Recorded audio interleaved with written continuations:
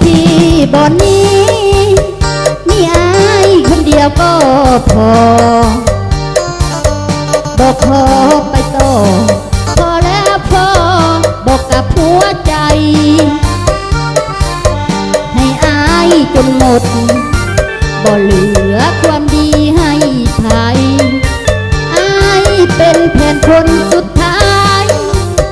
พอน้องตายย้อนความดีจุดที่บ่อนนี้เอาไว้เพียงอายเท่านั้นเป็นคนสำคัญของน้องเข้าสู่ชีวิตตกทุกข์ได้ยากอายสู้กับน้องอีหลียามจนอายนั้นพักดียามนี้บ่เคยลายใจขอจุดเอาไว้ถนนของความเพลิดเพลินขอขีดเลือกเส้นทางเดินกับอายบ่ต้องมีใครมีอายคนเดียวเท่านี้น้องก็ภูมิใจ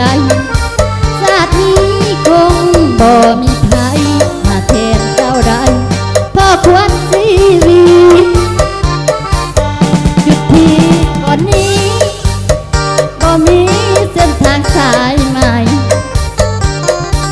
พบคนถือใจ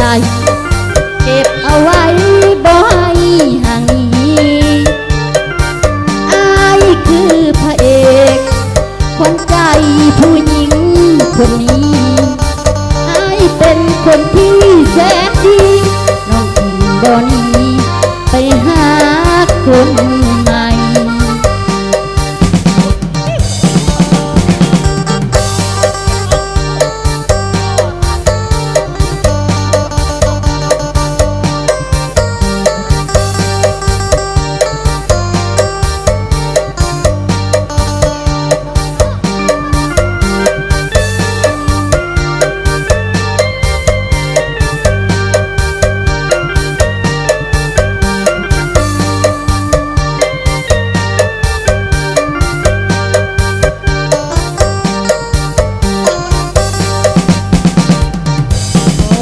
จุดเอาไว้ถนนของความเพลิดเพลินขอขีดเลือกเส้นทางเดินกับอายบ่ต้องมีใครมีอายคนเดียวเท่านี้น้องก็ภูมิใจชาตินี้คงบ่มีใครมาแทนเจ้าได้เพราะควรชีวิตจุดที่บ่อนนี้บ่มีเส้นทางสายใหม่พบคนถึงใจเก็บเอาไว้บ่ให้ห่างหนีอายคือพระเอกของใจผู้หญิงคนนี้